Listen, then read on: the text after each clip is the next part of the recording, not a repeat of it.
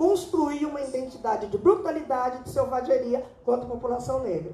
E aí, quando a gente vai falar desse encarceramento em massa, hoje nós temos, desde a lei de 2006, que é a lei de drogas, a gente tem um aumento muito grande de jovens negros e negras presos por tráfico de drogas, né?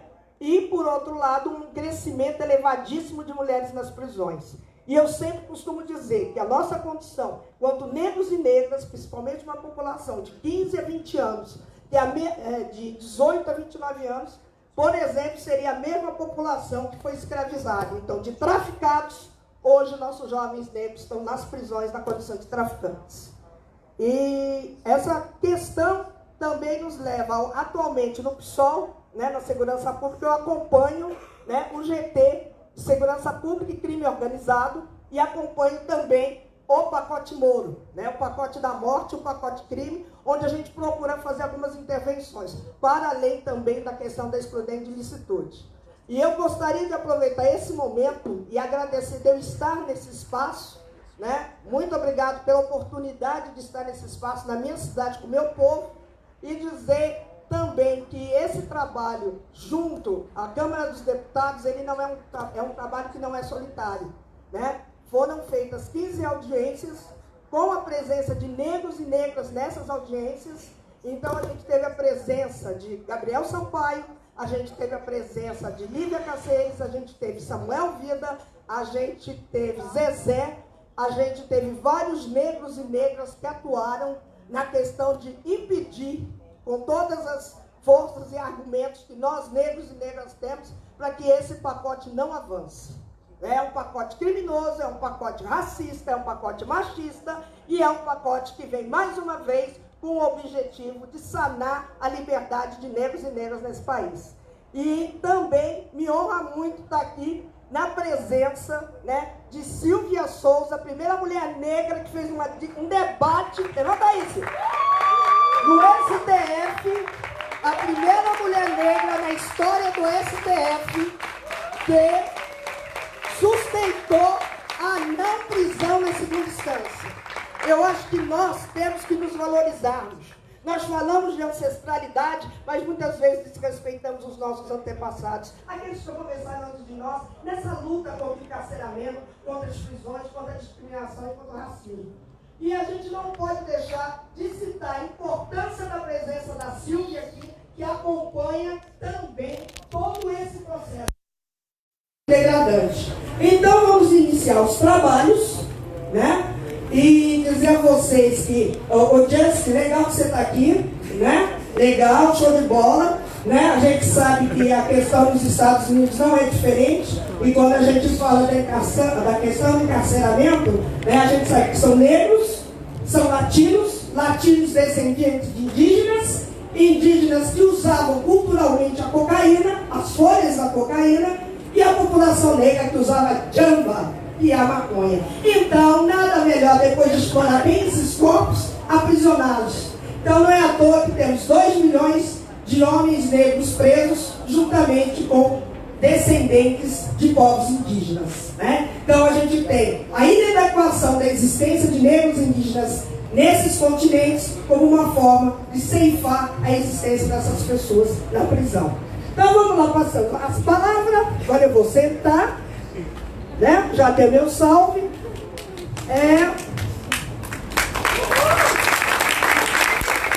Eu estou aqui para aprender, porque ninguém nasce sabendo tudo, mesmo eu estando desde 90, batendo, entrando, saindo de cadeia, a gente sempre tem que aprender.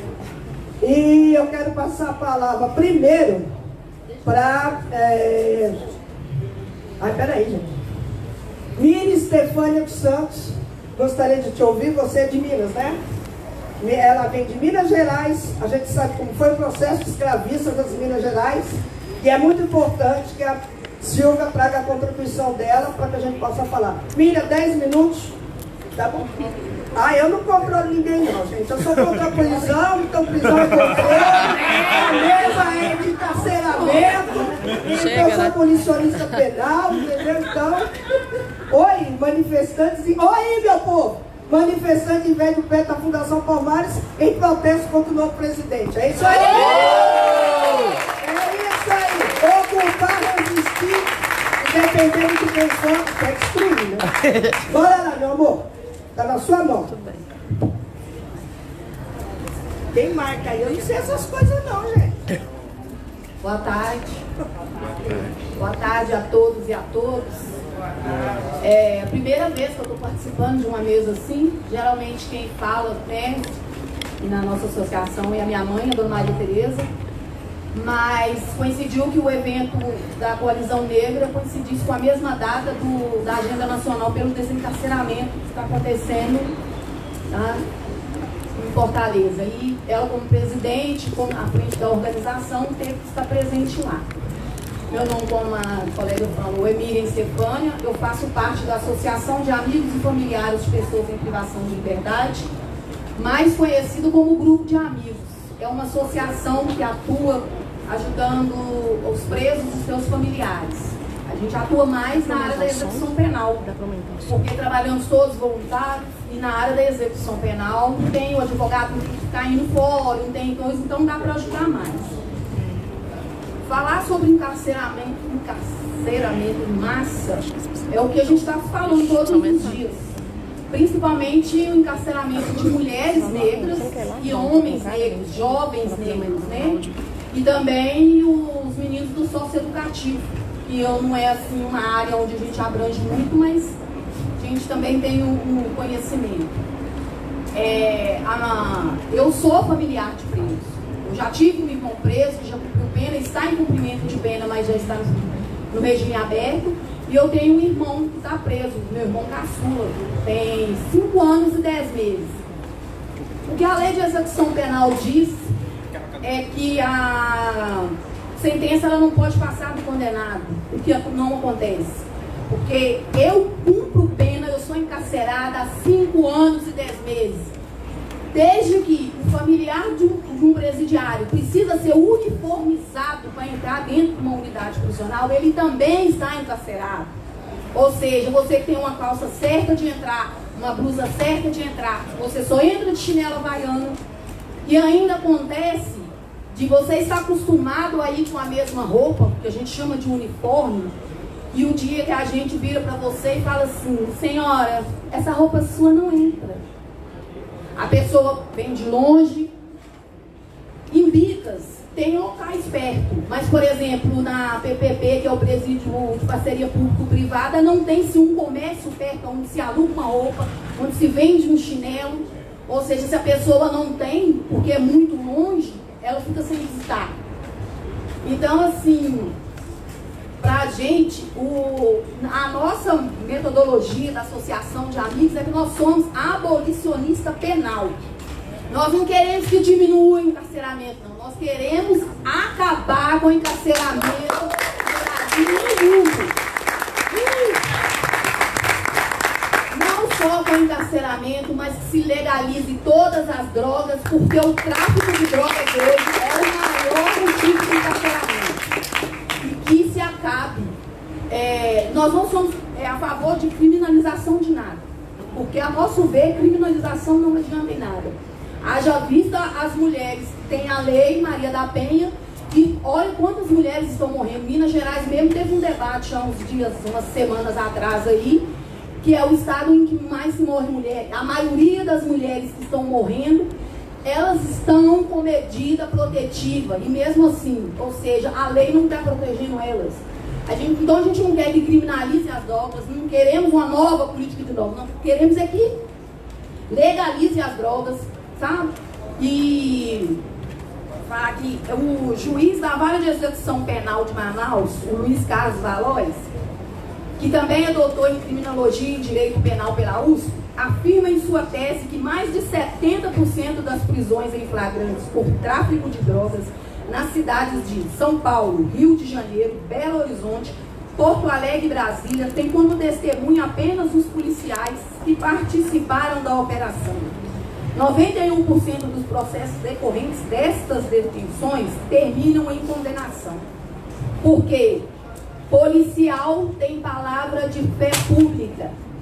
Ou seja, o preto, pobre, fudido, um traficante, não tem palavra, ele não tem voz, mas helicóptero com 450 quilos de cocaína é preso e hoje nem se fala mais.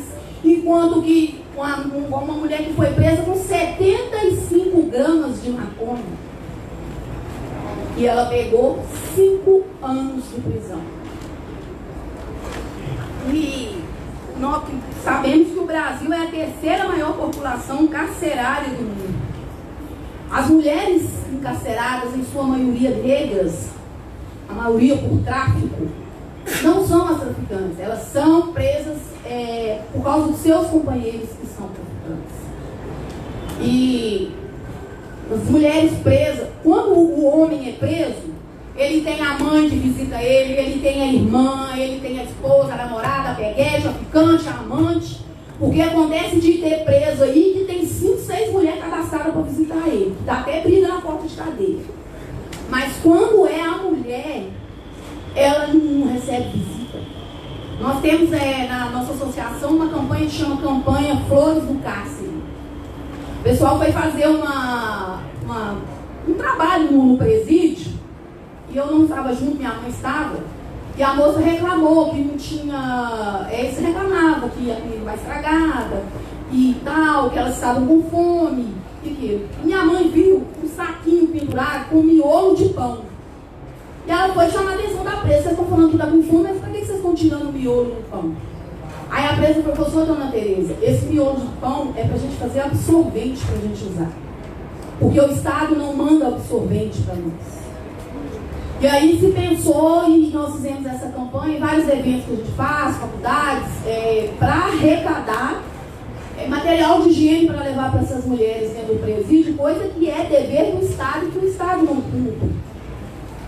E eu falo de caramba, alguém tem que falar mesmo. Você que ajuda, não dá para falar pra cacete. Gente, desculpa, eu falo para E olha que eu sou cristã, tá? Sou evangélica, viu? Falo palavrão. E teve um colega aqui que eu não sei o nome, quando acabou, que ele falou sobre as igrejas, que as igrejas evangélicas não são bolsonaristas, elas estão bolsonaristas. Eu não faço parte dessa galera aí, não.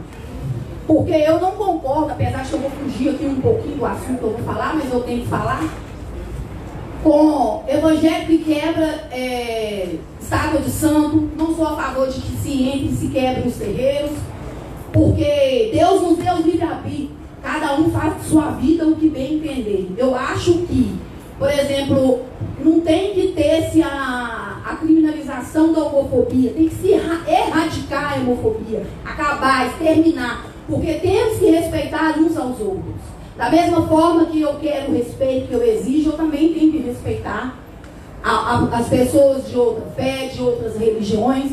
Então, às vezes, o pessoal fala comigo: mas você defende preso, você defende ladrão, traficante, se você é crente? Aí eu respondo: crente eu não sou, porque é crente até o diabo eu sou cristã. E eu não defendo o crime, eu defendo o homem, eu defendo a mulher. Então, assim, acho que eu tinha assim, mais para falar, né, sobre a nossa atuação, que a gente quer mesmo é o abolismo penal.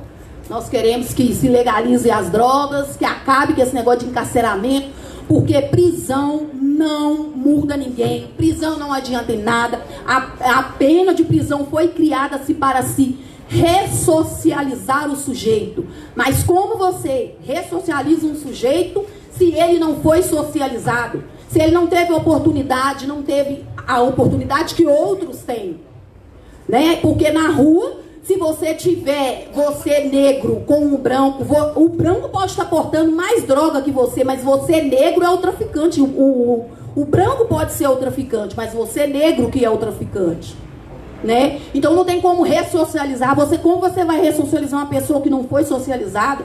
Como que você vai ressocializar uma pessoa que está dentro de uma cela que foi projetada para 8 presos e tem 25, 30?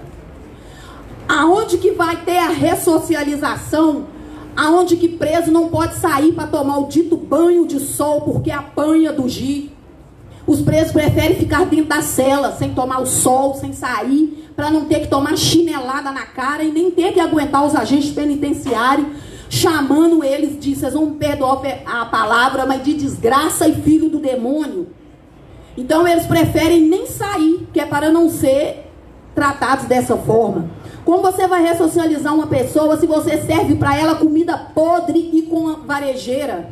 Igual teve um vídeo onde que a comida foi e filmaram as varejeiras andando, dava para se ver as varejeiras andando. Como você quer ressocializar uma pessoa se você chama a mãe dessa pessoa, que às vezes é uma senhora de idade, de vagabunda numa fila de presídio para poder entrar?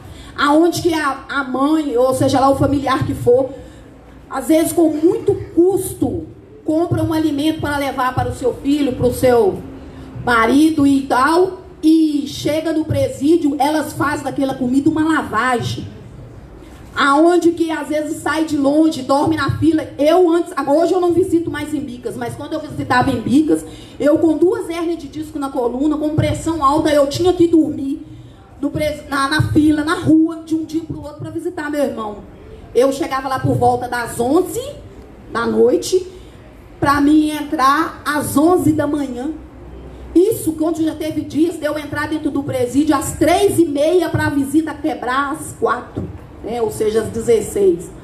Então, vamos acabar com as prisões, vamos acabar com essas punições, vamos legalizar as drogas para diminuir essa porra desse tráfico aí, e essa confusão toda, porque tráfico é só para pobre, branco, não é traficante, só o pobre que é. E meu tempo acho que já acabou. Já, né? Depois fala mais. Já, tá. Muito obrigado. Os comentários das falas eu faço no final, tá, gente? Vou passar aqui a fala para ele. Ele é. Você. Você. Então, boa tarde a todas e todos. Me chamo Eliel Silva, eu sou lá de Recife, Pernambuco. Primeiro senti o peso, né, de fazer parte dessa mesa tão potente aqui no primeiro encontro internacional da Coalizão Negra, mas me sinto muito acolhido entre os meus, né, que é o povo preto. E vamos lá.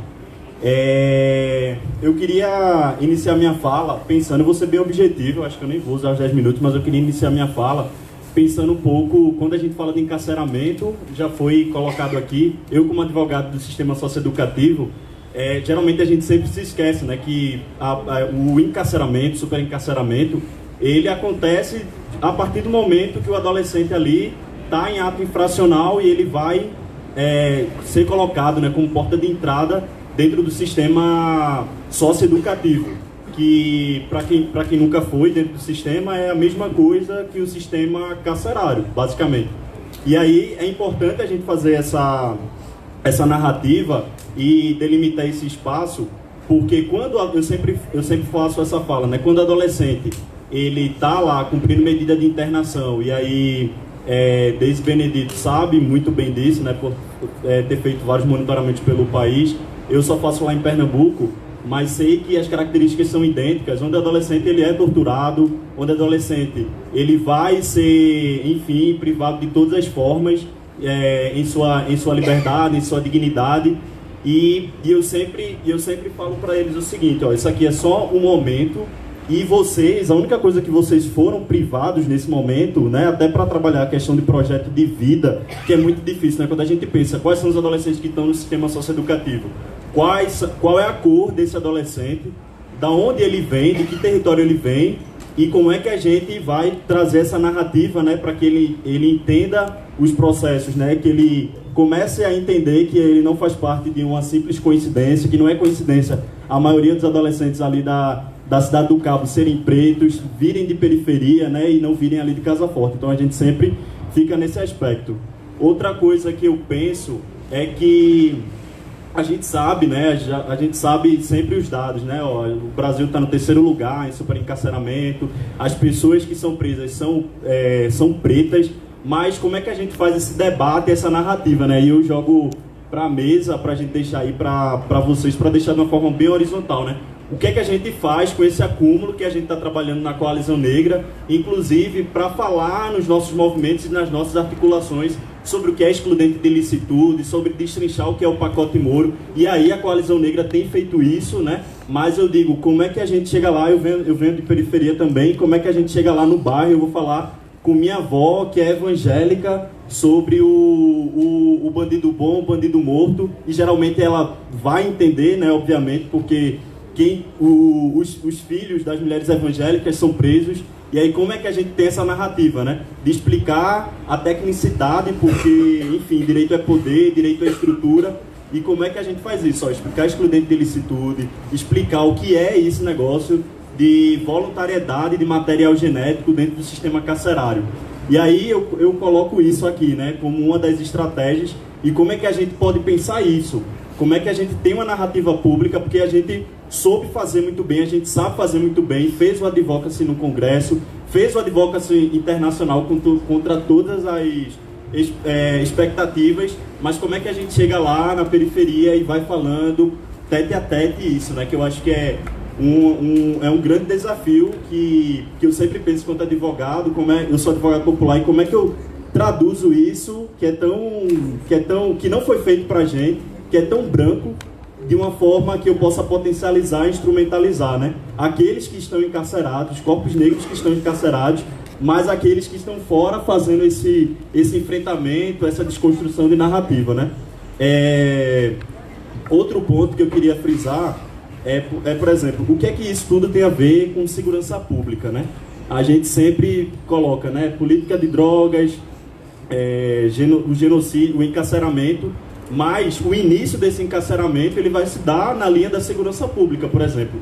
Lá em Pernambuco, a gente tem uma lei de política de segurança que é o Pacto pela Vida. E a gente sempre faz essas narrativas, né? Pacto pela vida de quem? Onde nessas organizações de conselho se reúnem a gestão, né, que geralmente são homens brancos, héteros, todo aquele esquema, a gestão sem a sociedade civil, e onde os juízes de audiência de custódia, que é onde é porta de entrada para o encarceramento, se reúnem com esses gestores. Então isso sempre é muito nítido. Por exemplo, você vai ter os juízes que vão ser reconhecidos se forem legalistas, por exemplo. Eu atuo num coletivo de assessoria que faz incidência dentro das audiências de custódia, né? Porque a audiência de custódia é um instrumento que foi utilizado para que a gente não fosse encarcerado, para que a população negra não fosse encarcerada através da Convenção Americana. O Brasil adota, mas hoje no Brasil ele é utilizado para a manutenção das nossas prisões. Então, ao invés do juiz se ater somente à legalidade da prisão e identificar se houve ou não violação da tortura para haver uma violação, e quem trabalha com isso sempre há, que a gente entre como encarcerado. Quem são os juízes da audiência de custódia? Qual a cor desses juízes? E como é que a gente faz esse enfrentamento também? Porque a gente tem que ocupar esse espaço, né, do Ministério Público, do Judiciário, da Advocacia Popular, mas é a branquitude que infelizmente se encontra nesse lugar e vai, né, produzindo e reproduzindo e fazendo que aconteça essa manutenção desse Estado, né?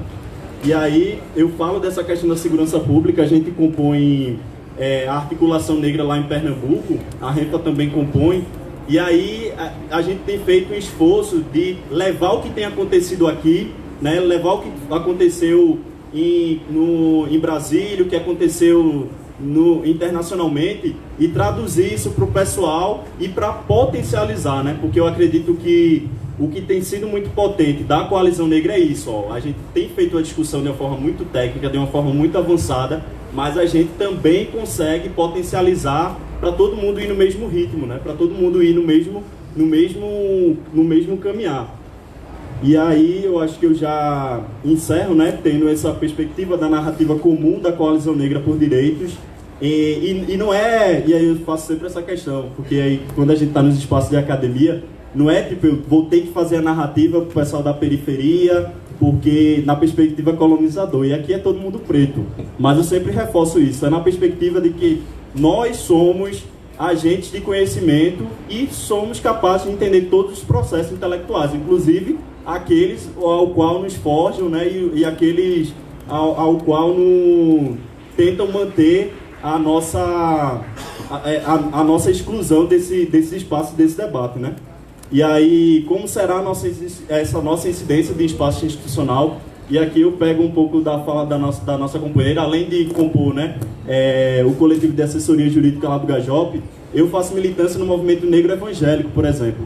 E o movimento negro evangélico, lá em Recife, geralmente quem faz esse movimento é a juventude, mas era um movimento que estava fora desses espaços institucionais, né? A gente fazia muita narrativa dentro das igrejas, narrativa antirracista, narrativa anti-homofóbica, e aí a gente começa, tipo, pô, eu sou preto, e aí eu estou sendo encarcerado, qual o espaço efetivo que eu posso ocupar? E a gente começa a trocar isso com o Fórum Popular de Segurança Pública, começa a ocupar a Assembleia Legislativa, começa a fazer ato, enfim, a fazer protesto. Então, só dou exemplo disso porque a gente precisa trazer a narrativa de quem também, assim, dessas pessoas que nunca tiveram nesses espaços. E aí eu dou o exemplo também da galera do Fruto de Favela, tem Daniel Ali Paixão, que faz o diálogo na periferia, tem um brega de protesto, que pegou a musicalidade, né, do brega, que a galera racista, como assim, dança brega, vocês estão ocupando espaços nobres da cidade, quem está ocupando é a galera preta, e a galera lá começou a fazer a narrativa do brega do protesto, dizendo, ó, eu tô sofrendo baculejo porque eu sou preto, e se apoderou dessa música e hoje ocupa espaços institucionais importantes, né, fazendo a luta e o pensamento de uma segurança pública horizontal, não branca, e que vai repercutir nisso, né, na política de drogas, que vai repercutir no encarceramento, porque quem é preso, sabe, é sobre esses dois eixos.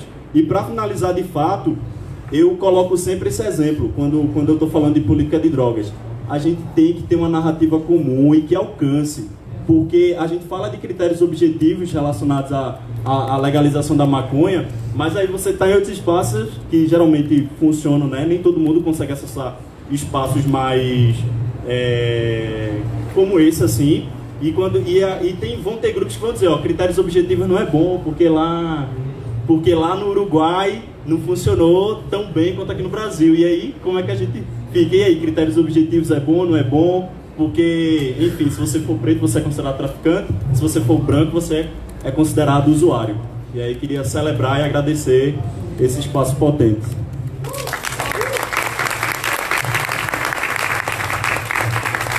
Vou comentar depois. Agora eu vou passar a palavra para a Ingrid Farias, da Rede Nacional Feminista Antiproibicionista, lá de Pernambuco.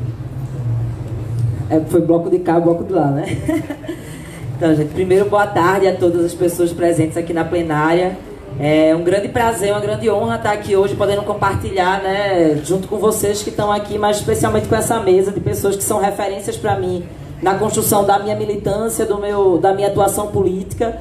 Então, eu queria só fazer um registro de que a gente vive aqui 3 gerações, né? Tem a geração de Deise, que é a geração que a gente se referenda. Tem essa geração aqui, minha, de Miriam, de Natália. E Eliel, que também faz parte dessa nova geração da luta pelo desencarceramento. Então, o quanto é simbólico, assim, o quanto eu fico lisonjeada, assim, honrada de estar aqui nesse espaço. Como o Deise falou, eu sou Ingrid Farias, eu sou de lá de Pernambuco, do país de Pernambuco. Mas tá vendo que elas gostam? É isso. E a gente foi convidado hoje aqui para poder conversar um pouco sobre a agenda feminista antirracista pelo desencarceramento, que é uma iniciativa desenvolvida pela Rede Nacional de Feministas Antiproibicionistas, né, essa organização de mulheres majoritariamente usuárias de drogas, né, que se reúnem para poder entender quais são os grandes impactos causados às nossas vidas a partir desse lugar, né, desse sujeito social que a gente é construído inclusive pelo outro e não por nós.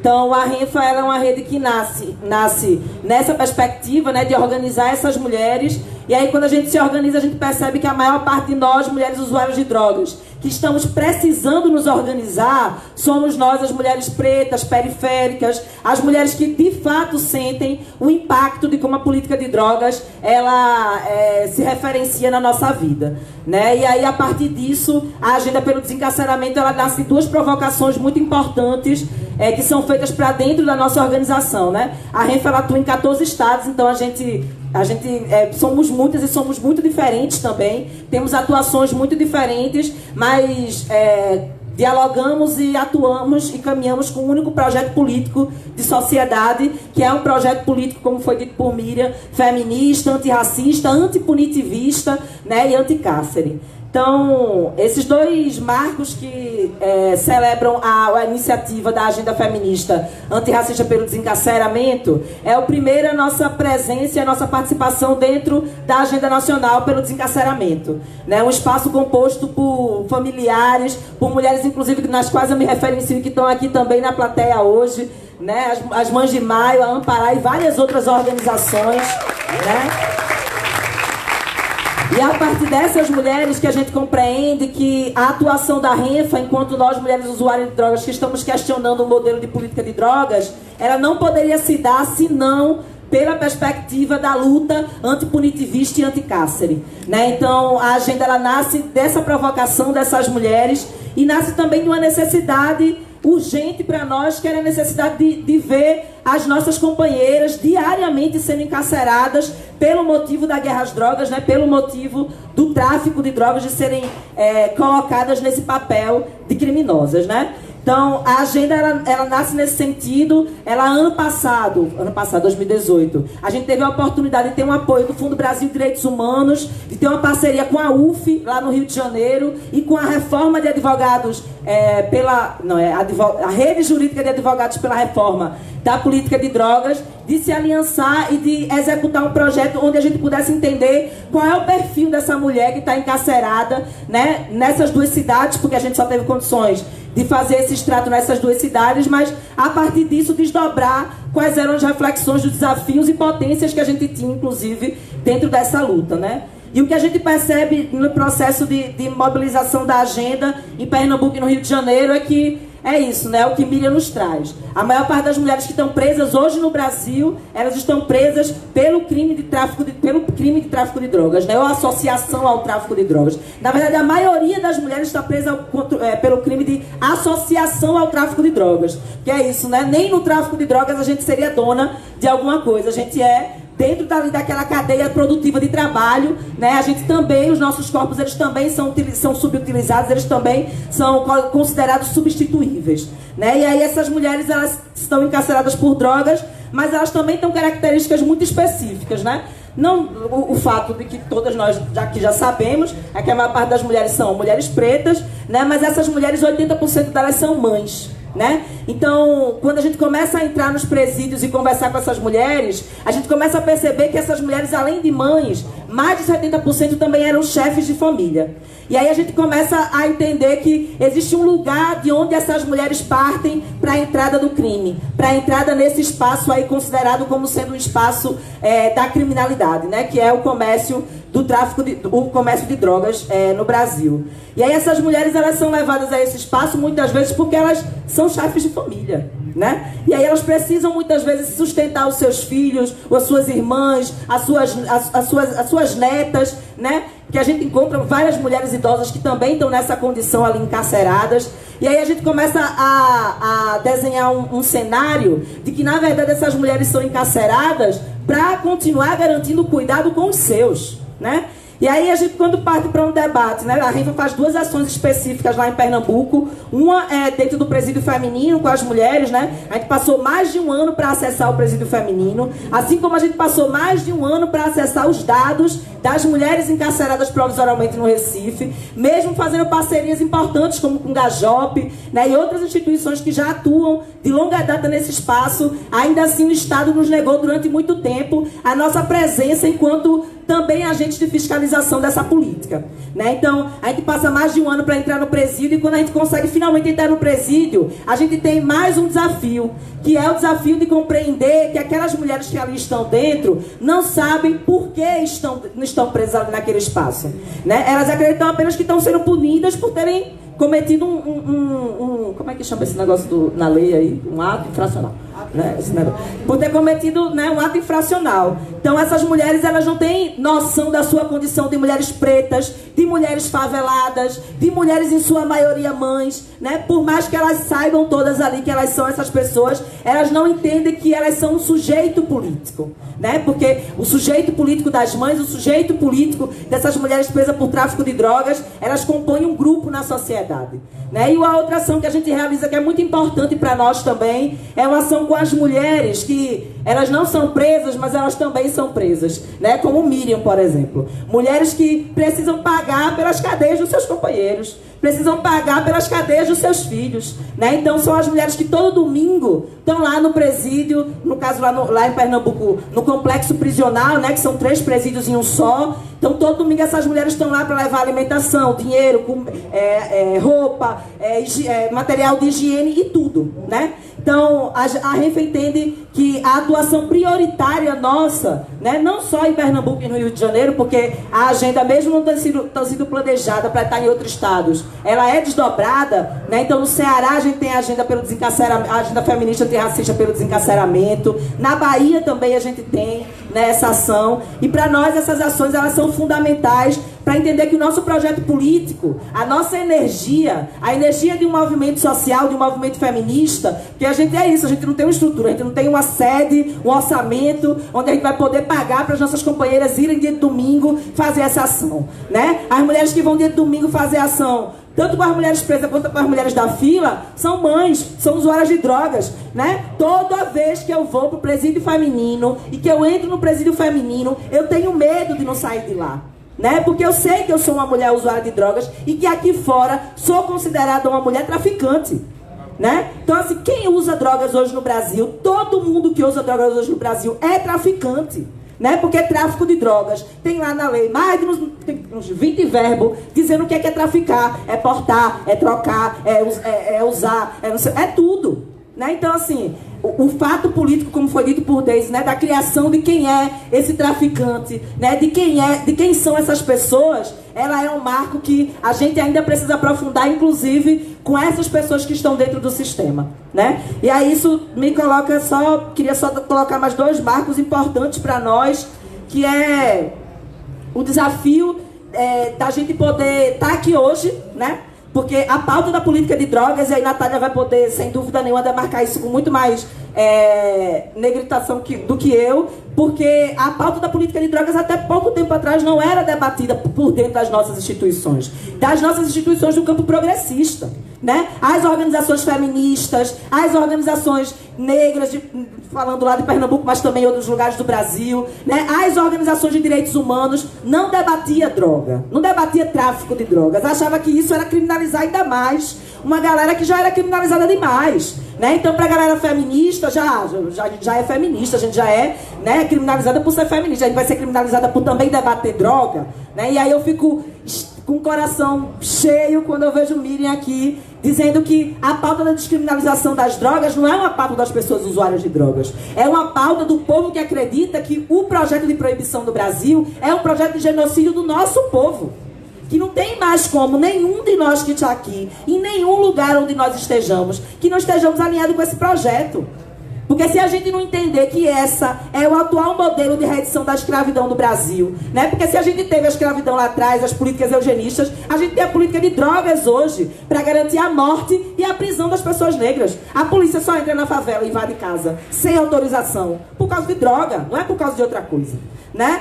E aí, essas questões para nós são fundamentais no sentido de que a gente tem um desafio ainda político de alcançar e de reconhecer quais são as prioridades de atuação do movimento, né, dos movimentos de direitos humanos, do movimento negro, do movimento, né, feminista, de todos os movimentos que estão aí colocados, e também qual é o nosso projeto no sentido de nos aliançar, né? Então hoje a gente tem a Agenda Nacional pelo Desencarceramento, que é composta por, sei lá, mais de 60 entidades aí, um bocado de entidade, né? Um espaço muito importante e muito potente, mas que durante o ano encontra pouquíssimas parcerias para atuar.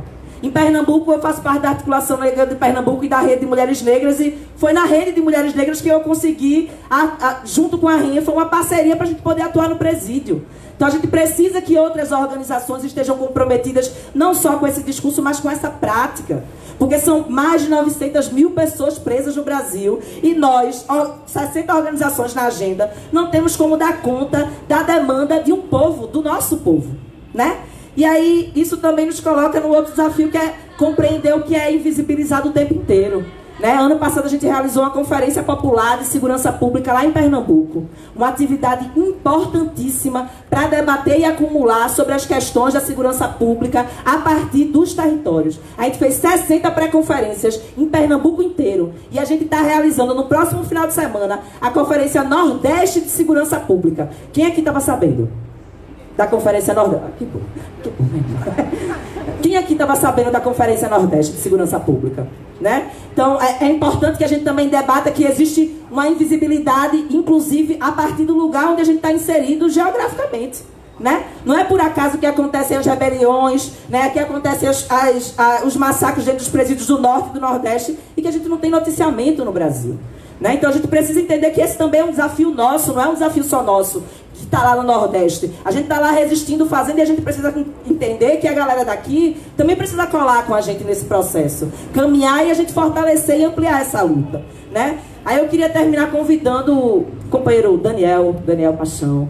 Vou disponibilizar aqui 3 minutos da minha fala para Daniel, porque Daniel é um jovem da cidade de Paulista, lá em Pernambuco, que é uma das 5 cidades do Brasil que foi escolhida pela Força Nacional para ter um programa de segurança pública. Programa de segurança que não serve para ninguém, para garantir segurança para nenhum de nós. Né? E aí eu queria que Daniel falasse sobre como é a realidade da juventude preta que vive num território que é controlado, né, pela segurança e que não tem a mínima visibilidade nem do nosso campo, né, do que está acontecendo. Obrigada, vice-daniel.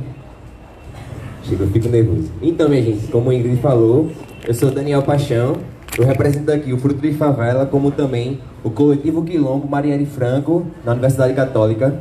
E assim, né, ser de paulista e estar sendo agredido com uma ação do projeto da Força Nacional, que se diz um projeto que combate o crime, para mim é muito, assim, é muito triste ser um jovem de 18 anos que mora na favela de Jacaré, que tem um sonho, sabe? Eu tava conversando ontem com um companheiro que também tá tendo atuação em sua cidade, e ele tava me falando como é que tava sendo o resultado do local dele. E a gente começou a trocar essa experiência, dizendo como é que está cada local, né? Lá em Pernambuco, para além do projeto da Força Nacional, o secretário de Segurança Cidadã, ele também iniciou um projeto de Polícia Coban. Como é que é esse Polícia Coban? É um projeto do Japão que visa ser uma polícia comunitária, mais perto da comunidade periférica, pegando informação e depois de pegar essa informação, o que faz? Esconde ela, como também mata a pessoa que transportou a informação, sabe? Que transmitiu aquela informação. Fazendo com que, novamente, nós, pessoas periféricas, negras, acabamos sendo o quê? Vítimas, de novo, sabe? E assim, hoje em dia, a gente lá em Maruguapium, mais especificamente, que é o bairro onde eu moro, que tem 70 mil pessoas, é um bairro muito pequeno, e é o bairro onde a Força Nacional mais interfere lá, acaba sendo incidindo mais forte lá. A gente tá conversando com os alunos das escolas, com as comunidades, e sempre o resultado é o mesmo quando eles vão falar. Eu pensava que era só eu que tinha uma resposta, mas quando a gente vai conversar com eles, a gente vê a mesma resposta. E qual é a resposta? O medo. Ninguém se sente segura, sabe? A polícia passa por você não sente que ela vai ser vai ter uma função de segurança pública para você. Não. Você fica com medo porque você sabe que eles são uma polícia que oprime, que reprime, que não gosta da gente, sabe? Lá a gente faz um muvucão de passinho, onde vários jovens se reúnem para dançar passinho, para cantar as músicas. E quando a polícia, toda vez quando tem muvucão de passinho, o que eles fazem? Eles chegam e acabam terminando o evento, sabe? Mas é só isso que eu queria falar, né? Tudo que ocorre lá, a resposta é o medo de toda a população. Obrigado, minha gente. Obrigada, Dan. Obrigada mesmo. Dan resiste pra caramba com a galera lá. Vou terminar, prometo. Deixa eu só finalizar aqui rapidinho. Só para dizer que assim, a gente debate o projeto antipunitivista, mas não é porque a gente quer que não exista punição, que não exista... na verdade, que não exista punição, não, que não exista responsabilização. Né? É porque a gente entende que qualquer política de punição, ela primeiro atinge nossos corpos.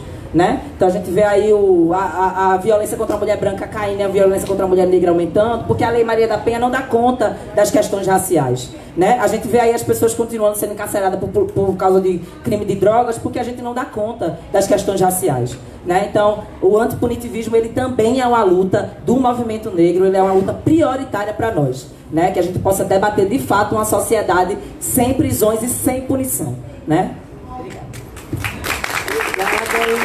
Agora eu vou passar a palavra para a Natália, né? E lembrando que são 10 minutos e eu falo para vocês, é uma situação muito chata, você está numa mesa que você tem que controlar a fala das pessoas, quando a gente tem dificuldade da gente se encontrar, da gente trocar, da gente ouvir as pessoas, né? Então eu acho muito importante esse encontro para a gente ter essa oportunidade. Então eu não fico interferindo, porque eu sei a necessidade das pessoas de falarem e principalmente a necessidade das pessoas ouvirem, se a gente quer construir uma coisa diferente, melhor do que a gente está vivendo. E com você, Natália. Obrigada, Deise.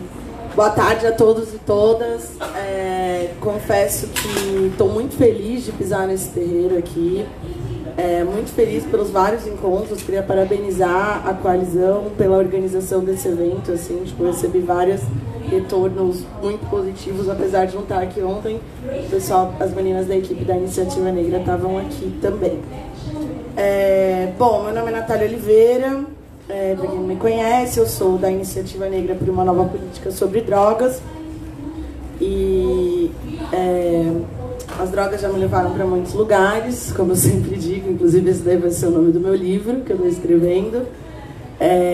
E hoje as drogas me trouxeram até aqui para falar com os meus irmãos. Né? Então, eu sou da Iniciativa, a Iniciativa é uma ONG. Tenho muito orgulho de ser da geração que a Ingrid falou, que é a geração que escolheu desafiar vários campos políticos a debater a questão da política de drogas no Brasil. Né? Então a gente se conheceu na luta e a gente segue na luta, né, amiga? Eu tenho muito orgulho de dividir as trincheiras com você. E, enfim, eu acho que isso eu queria saudar e eu achava importante falar. Porque é difícil hoje, eu, inclusive, enquanto sujeita, me definir politicamente sem contar o que foi o encontro com Ingrid, o que foi o encontro com Dudu, que é o cofundador da Iniciativa Negra comigo, o que foi o meu encontro com Luana e várias outras companheiras. Né? Então, é difícil contar essa história individualmente, então fico muito feliz quando eu faço mesa com a Ingrid. Mas vamos lá, política de drogas, né? Assim, o que eu ouvi nas companheiras falarem, eu fico lembrando sempre de uma fala que a Maria Clara fala pra mim. Nossa, assim, vários níveis que formam várias camadas de problemas, né? Então, eu já fui daquelas que quando começou a trabalhar com política de drogas, pensava que a grande saída, né, para a questão das injustiças promovidas pela política de drogas fosse necessariamente uma mudança de lei. Né? Então, já gastei bastante tempo debatendo se deveria ser descriminalização, já gastei muito tempo debatendo sobre critério objetivo, já gastei muito tempo debatendo sobre a prioridade, então, primeiro se é mulheres, se é antipunitivista, se não é, eu estou um pouco cansada disso. Se interna, se não interna, se o tratamento ele deve ser em regime fechado, se o tratamento para dependência ele deve ser em liberdade. Né? Eu gastei bastante tempo assim na minha vida não, mas dessa trajetória dos últimos 9 anos, me aprofundando e pensando assim, sobre essas temáticas. E aí, não que esses debates sejam menores, mas essa caminhada me fez perceber que a grande chave da questão é que debater isso de uma maneira separada, descolado de um projeto de transformação social, é o que nos dividia e não fazia a gente conseguir chegar em consenso nenhum. É por isso que fica o campo do cuidado pensando sobre como deve ser o tratamento ou não, assim como fica um campo do sistema de justiça e direitos humanos, gastando bastante tempo em fazer debates profundos que ninguém entende sobre a adoção ou não de critérios objetivos, né? E é isso, e inclusive assim, que tem poucos, né, resultados. O STF está aí sentado em cima do recurso extraordinário para debatendo a constitucionalidade do artigo 28 ou não da lei de drogas. E desde que eu percebi que se gastava muita energia fazendo esse debate de um jeito fragmentado, eu resolvi refletir assim, sobre a importância da gente começar a construir uma agenda unificada de transformação social a partir da discussão da política de drogas, né? Porque a iniciativa entende que não foi a política de drogas que iniciou e fundou o racismo aqui no Brasil, nem como na América. Mas, olhando o que são essas várias camadas do genocídio negro, são diversas formas, né, que acontece o genocídio negro. Nós entendemos que a política de drogas ela é o principal dispositivo que organiza vários outros dispositivos jurídicos da segurança pública, da saúde pública, no não acesso à democracia, da narrativa midiática sobre os nossos corpos e sobre nós, na atualidade. Entendeu? Então, o que a gente entende? A gente sabe que se descriminalizar ou se legalizar ou qualquer coisa necessariamente não vai acabar com o racismo, mas nós precisamos debater esses vários dispositivos organizados em um só, chamado política de drogas, dentro do genocídio negro no Brasil, né? É esse o nosso debate, né? Não é reduzir a nossa discussão se é a maconha ou não, se é a primeira maconha, se são todas as drogas. Não é discutir se a regulamentação da maconha é uma pauta de branco ou não, porque eu acho que toda pauta econômica ela é uma pauta de gente negra. E, sobretudo, droga, ela é uma mercadoria. E se a gente está falando de uma mercadoria que está em uma economia da informalidade, essa informalidade ela serve para continuar fazendo com que os corpos negros, que os povos indígenas continuem sendo, historicamente, tendo suas vidas encurtadas, sendo massacrados, em sofrimento de saúde mental, em vários diversos sofrimentos, como é historicamente aqui na América Latina. Não é porque não é uma história só do Brasil, é uma questão dos povos de América, né? Então, e inclusive, é essa questão que faz com que assim, essa justificativa, né, da guerra às drogas, muito bem tocada pelos Estados Unidos, junto com a Inglaterra, nas defesas dos fóruns da ONU, que consegue justificar as várias intervenções de países como Estados Unidos e outros na soberania dos países de América. É isso que faz com que sejam permitidos várias bases militares que a gente não sabe por que estão aqui dentro dos nossos países, né? A justificativa da guerra às drogas, ela é inclusive a principal justificativa política para ataque de autonomia dos nossos países, né? Por isso que as nossas democracias vivem fragilizadas, né? Então, quando a gente está falando sobre política de drogas, é muito além do critério objetivo, meu irmão. É muito além se vai regulamentar a maconha ou não. A gente está falando sobre a autonomia dos nossos estados e como que nós, negros, vamos fortalecer a democracia dos nossos estados, né? É droga, é tráfico de armas, são mercados ilegais que andam juntos, né? É a política de guerra às drogas, ela é uma política de guerra às pessoas, ela envolve setores econômicos poderosíssimos, porque a indústria armamentística ela lucra com as diversas guerras no mundo, né? E não à toa é a primeira indústria do mundo, é a primeira economia do mundo, a indústria de armas. Então, a gente entende a importância de manutenção da guerra às drogas para estes objetivos econômicos dessas grandes potências. E nós precisamos, em América, colocar o que são as nossas prioridades para que a gente viva bem, em como nós vamos viver, em como nós vamos viver em paz, em como nós vamos começar a construir o nosso processo de pacificação interno. Eu estava vendo a mesa de hoje de manhã e ficou muito marcado essa discussão que a Sueli fez junto com as outras companheiras na mesa sobre como a liberdade é uma luta constante, ela é mesmo. Assim como a democracia é uma luta constante, assim como o que a gente chama de direitos humanos é uma luta constante. Inclusive, a nossa existência aqui hoje, ela é uma permanente negociação se nós podemos existir ou não, né? Então, assim, uma permanente negociação, você pôr o pé na rua e você saber se a polícia, se você vai chegar em casa ou se você vai sofrer um enquadro perigoso da polícia, se você vai sair com vida, como o seu psicológico vai sair se você fazer por isso. Eu sei que é o aperto de várias mães aqui que tem um filho preto. A principal dúvida é saber se o seu filho vai sair de casa, se ele vai voltar. E eu sei que essas mães, elas educam os seus filhos, inclusive, mesmo para que eles tenham outras formas de sobrevivência, entendeu? E isso precisa acabar. Esse aperto no coração dessas mães, eu falo porque eu sou mãe também, precisa acabar. O aperto que a minha mãe sentia no peito precisa acabar. Porque esse aperto sentido no peito das mulheres negras constitui a nossa ancestralidade. E é isso que vai fazer com que nós não nos achamos merecedoras,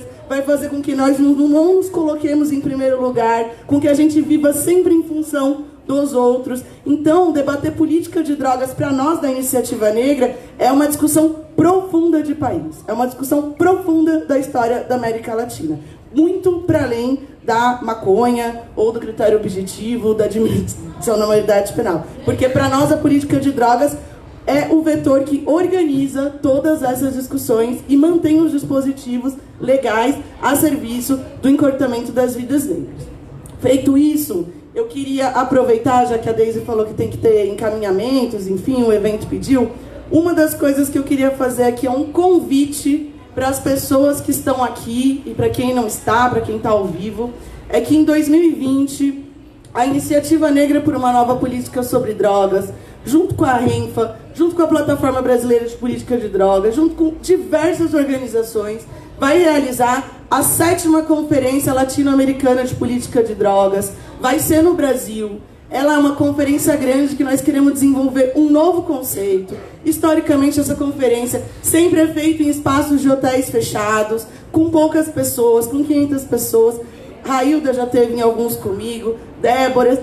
E o que a gente quer, ao trazer essa conferência para o Brasil, é também discutir um novo conceito estético e político de como a gente deve construir as propostas para a reforma da política de drogas. Então é por isso que ela vai ser em Salvador, é por isso que ela vai ser no Nordeste, né? É por isso que a gente não quer fazer isso num hotel fechado, num resort, a gente quer fazer isso nas praças de Salvador, nas praças do Pelourinho, a gente quer fazer isso na UFRA, a gente quer fazer isso com as mulheres de rua que a RENFA atende lá, e a gente quer fazer isso também com o movimento negro, né? Então, assim como a gente fez um exercício do 2º encontro de coletivos e ativistas antiproibicionistas ser um pré-evento da Confedrogas em novembro lá em Salvador, eu queria sugerir que o Seminário da Coalizão Negra também seja um pré-evento da Confedrogas em Salvador em 2020. Para quê? Para que a gente chegue alinhado na construção de agendas de um espaço como esse. A gente precisa sair de lá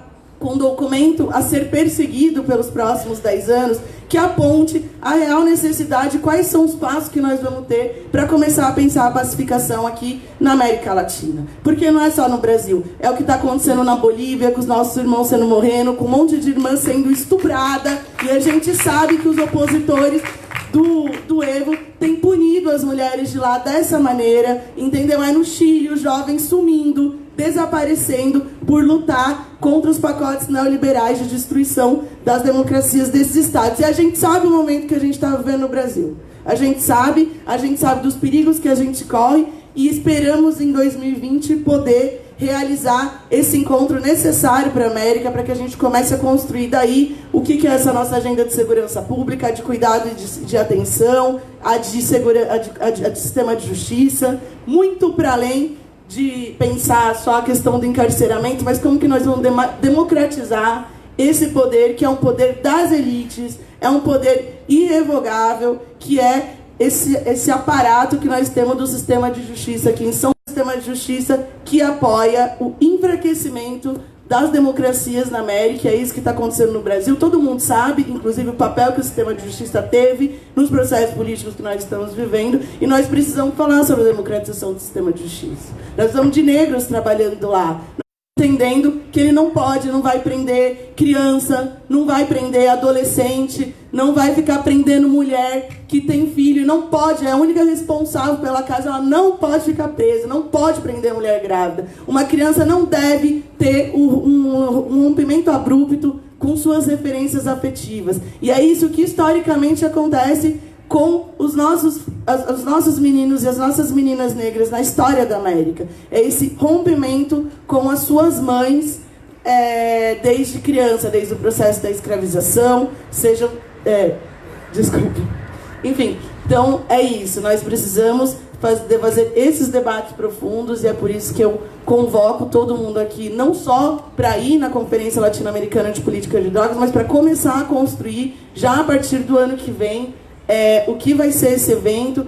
E eu acho que o maior número de pré-eventos que a gente levar para lá, para a gente sair com uma agenda mais unificada possível, para além de só pesquisadores, ou para além de meia dúzia de ONG, a gente possa fazer um encontro bonito. Gente, muito obrigada, desculpa ter passado o tempo.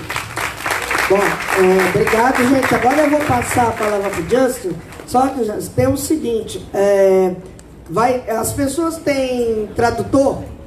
As pessoas têm? Todo mundo aí pegou? Todo mundo pegou?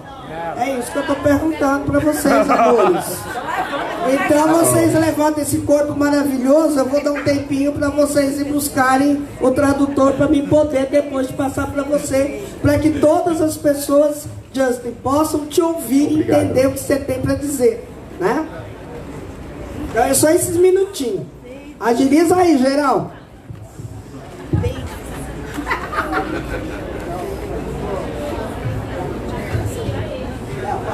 Sorry, guys.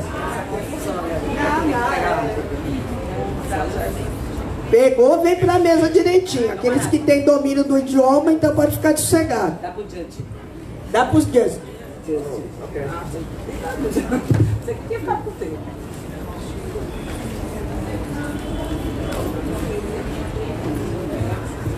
Pronto, geral. Chica, você tem dado pessoal.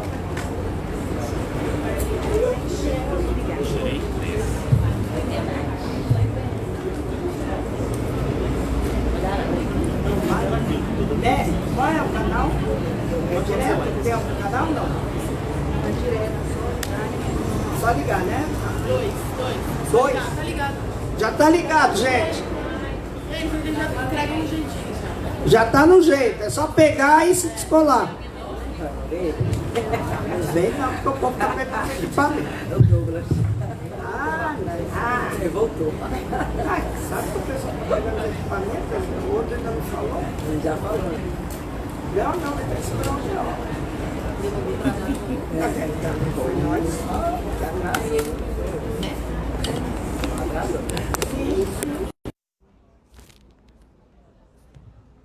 Pronto aí, pessoal, já pegaram?